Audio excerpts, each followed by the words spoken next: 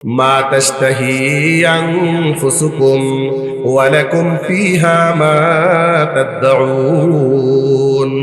জান্নাতের মাসালা হলো মনে যা চায় তাই করতে পারবা, তুমি যা বলো তাই তোমার পাওয়া যাবে, তুমি তা পেয়ে যাইবা। এমন সুন্দর একটা জান্নাত যেখানে মন মতো সবকিছু হয়। ওই জান্নাতে পর্যন্ত বান্দা যখন যাবে, আল্লাহ রাব্বুল আলামিন ওই বান্দাকে জান্নাতি হুরের সাথে বিবাহ পড়ায়া দিবে। জান্নাতে কোনো মাসালা নাই, জান্নাতে কোনো নিয়ম নীতি নাই। যেখানে মনে চায় সেখানে যাওয়া যাবে, যাই মনে চাই তাই করা যাবে। সেই জান্নাতে পর্যন্ত নারীর সাথে পুরুষের বিবাহ বহির্ভূত কোনো সম্পর্ক আল্লাহ রাখেন নাই। তাহলে বোঝা গেল দুনিয়ার প্রথম মানুষ আদম, দ্বিতীয় মানুষ মা হাওয়া, এই প্রথম মানব আর মানবী জান্নাতের ভিতরে সম্পর্ক করছে বিবাহের মাধ্যমে, না বিবাহ ছাড়া? আবার দুনিয়ার মধ্যে যখন বান্দা আসবে, একজন নারী একজন পুরুষের সাথে বিবাহ বহির্ভূত কোনো সম্পর্ক নাই। আবার এই লোকগুলো যখন দুনিয়া থেকে জান্নাতে যাবে, দুনিয়ার স্ত্রীটা আল্লাহ জান্নাতে নতুন করে আবার তার সাথে দিয়ে দিবেন, বিবাহ লাগবে না, যেহেতু বিবাহ আগেই পড়ানো ছিল। আর জান্নাতের মধ্যে যতটা হুর দিবে, আল্লাহ বলেন ওয়াজাওয়াজনাহুম বিহুরিন ঈন। আল্লাহ বলেন দুনিয়ার পুরুষদেরকে জান্নাতি নারীদের সাথে বিবাহ পড়ায়া দিবে।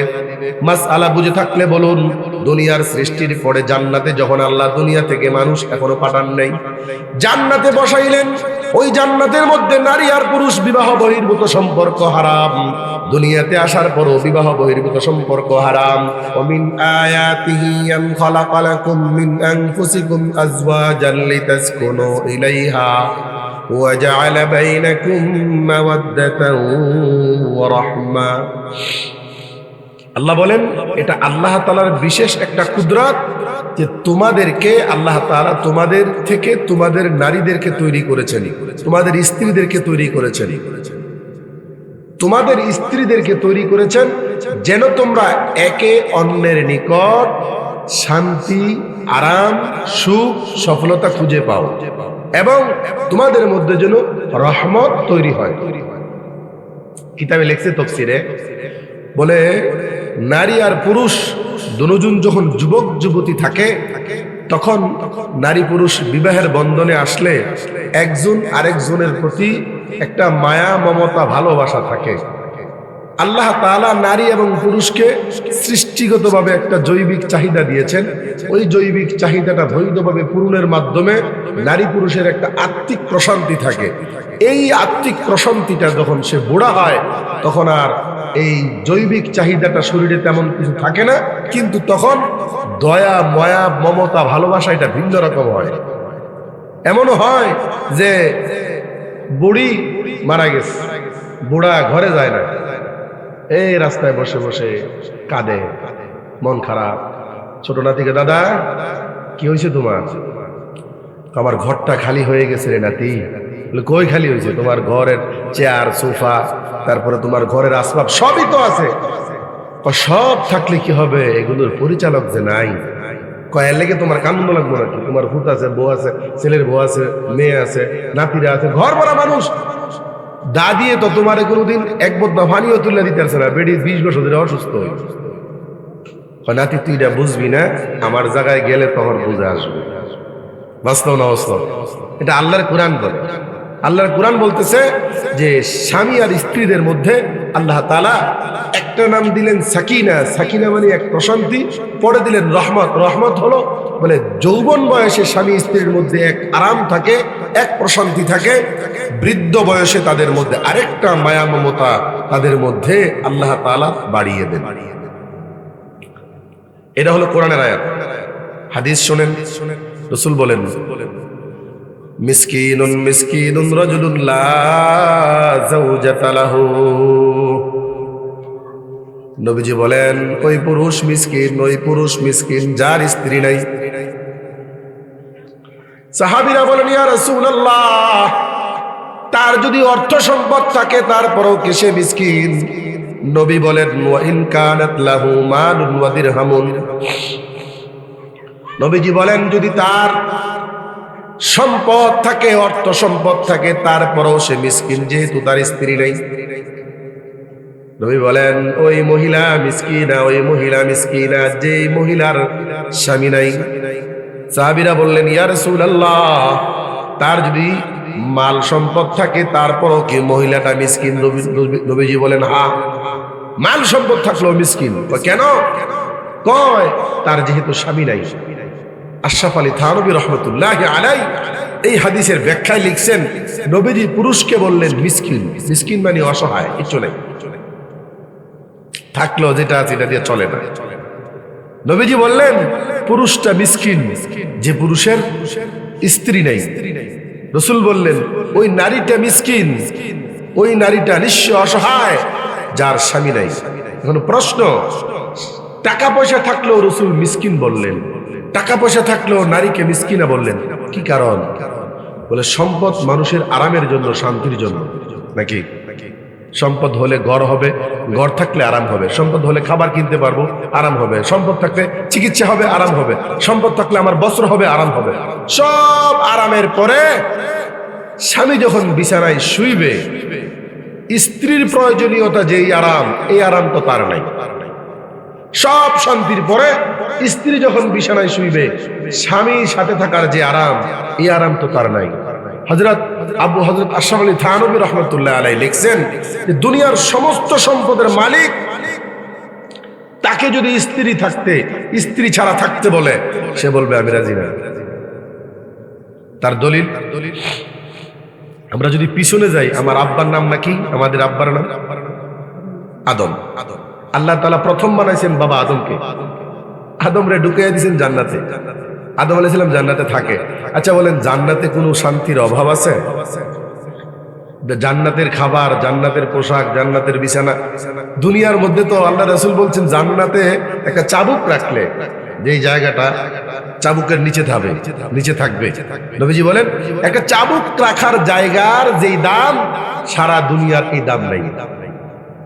রাসূল বলেন জান্নাতের মাটি হলো মেশকাম্বর। বিল্ডিং যে হবে, একটা ইট স্বর্ণের হবে, একটা ইট রূপার হবে। পৃথিবীতে যত বড় ধনী হোক, তার এমন কোনো রুম আছে যে স্বর্ণ ইট দিয়ে রুম বানাইছে। সর্বোচ্চ অনেকে গোল্ডেন কালার গাড়ি বানায়, গোল্ডেন কালার, স্বর্ণ দিয়া না, কালার দিয়া বানায়। তা আল্লাহর নবী আদমকে আল্লাহ তাআলা জান্নাতের ভিতরে ঢুকিয়ে দিলেন। জান্নাতে কোনো নাজ নিয়ামতের অভাব আছে কি? আদম আলাইহিস সালামের স্ত্রী তখন ছিল না, মাত্র তিনি। আদম আলাইহিস সালাম একা একা থাকেন, শান্তি লাগে না, অশান্তি লাগে। তা আল্লাহ তাআলা অতঃপর আদম নবীকে একদিন ঘুমাইলেন। আদম নবী ঘুমানোর পরে বাম পাজরের বাকার ছাতনার হাড্ডি আছে না, পাজরের হাড্ডি, উপরের সাইড থেকে একটা হাড় ফেরেশতাদেরকে বললেন খোলো। আদম নবী ঘুমিয়ে আছে, ওই ঘুমন্ত অবস্থায় একটা হাড় আদম নবীর বাম পাজরের হাড় থেকে খুললেন। খুলে এই হাড়ের মাধ্যমে আল্লাহ তাআলা মা হাওয়াকে বানাইলেন। আরে তুমি কি শুরু করছো? তুমি আগে কি করছিলে এগুলো? আরে কোন রকম একটু ঢুকায় দাও খালি মাটির নিচে, এরপরে তুমি তারা লাগায় দাও, আওয়াজ করো না। খেয়াল করেন কথাটা।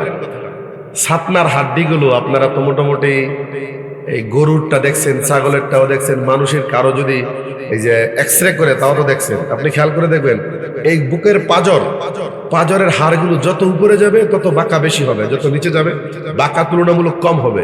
নবীজি হাদিসের মধ্যে বলেছেন হাওয়াকে উপরের হাড় থেকে বানাইছে, তাহলে বাঁকা হাড় দিয়া না সোজা হাড় দিয়া? রাসূল বলেছেন নারীদেরকে যেহেতু বাঁকা হাড় দিয়ে বানিয়েছে, তাদের চলা ফেরায়, কথা বার্তায়, আচার ব্যবহারে কিছু দেরামি থাকবে। দুনিয়ার এমন কোন স্বামী নাই যে স্বামী বলতে পারবে হুজুর আমার স্ত্রী তার মতো সোজা নাই, কিছু না কিছু বাঁকা থাকবেই। নবী তাই বলতেন আমার উম্মতরা শোনো, যেহেতু আল্লাহ তাকে জন্মগত বাঁকা করে বানাইছে, হালকা একটু বাঁক, তা তুমি হ্যাঁ একবারে ছাইরা দিও না, এটা বললে যাইব। কিছু বলো না, তাহলে দিনের দিন বলবো, আবার বেশি টাইট করো না, ভেঙে যাবো। এর অর্থ ধরি না ধরি, ধরি ছাড়ি, এভাবেই সংসারটা চালাইতে হবে।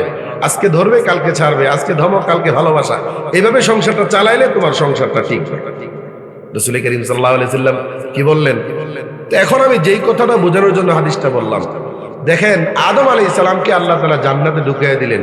জান্নাতে কোনো নাজ নিয়ামতের অভাব আছে? কিন্তু আদম আলাইহিস সালামের মনে শান্তি নেই।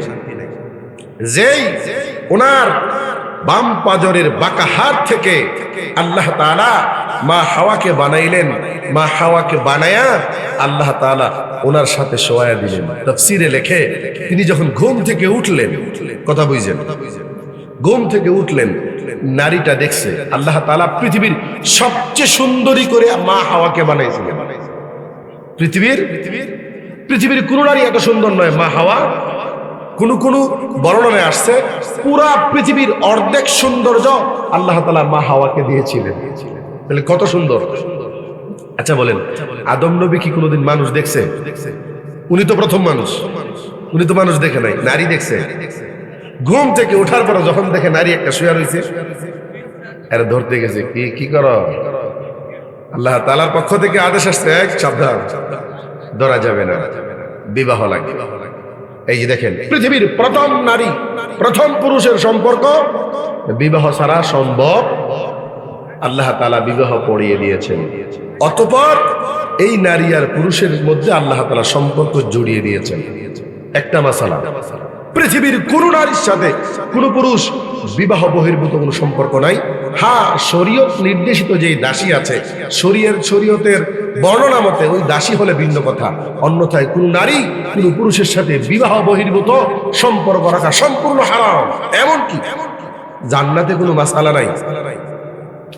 জান্নাতের মাসলা হলো মা তাশতাহি আনফুসুকুম ওয়া লাকুম ফিহা মা তাদউন। জান্নাতের মাসালা হলো মনে যা চায় তাই করতে পারবা, তুমি যা বলো তাই তোমার পাওয়া যাবে, তুমি তা পেয়ে যাইবা। এমন সুন্দর একটা জান্নাত যেখানে মন মতো সবকিছু হয়। ওই জান্নাতে পর্যন্ত বান্দা যখন যাবে, আল্লাহ রাব্বুল আলামিন ওই বান্দাকে জান্নাতি হুরের সাথে বিবাহ পড়ায়া দিবে। জান্নাতে কোনো মাসআলা নাই, জান্নাতে কোনো নিয়ম নীতি নাই। যেখানে মনে চায় সেখানে যাওয়া যাবে, যাই মনে চাই তাই করা যাবে। সেই জান্নাতে পর্যন্ত নারীর সাথে পুরুষের বিবাহ বহির্ভূত কোনো সম্পর্ক আল্লাহ রাখেন নাই। তাহলে বোঝা গেল দুনিয়ার প্রথম মানুষ আদম, দ্বিতীয় মানুষ মা হাওয়া।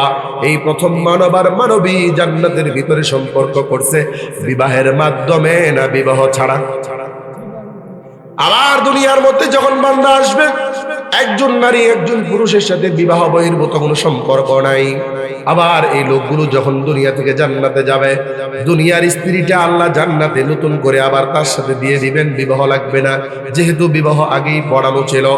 আর জান্নাতের মধ্যে যতটা হুর দিবে, আল্লাহ বলেন ওয়াজাওয়াজনাহুম বিহুরিন ঈন। আল্লাহ বলেন দুনিয়ার পুরুষদেরকে জান্নাতি নারীদের সাথে বিবাহ পড়ায়া দিবে।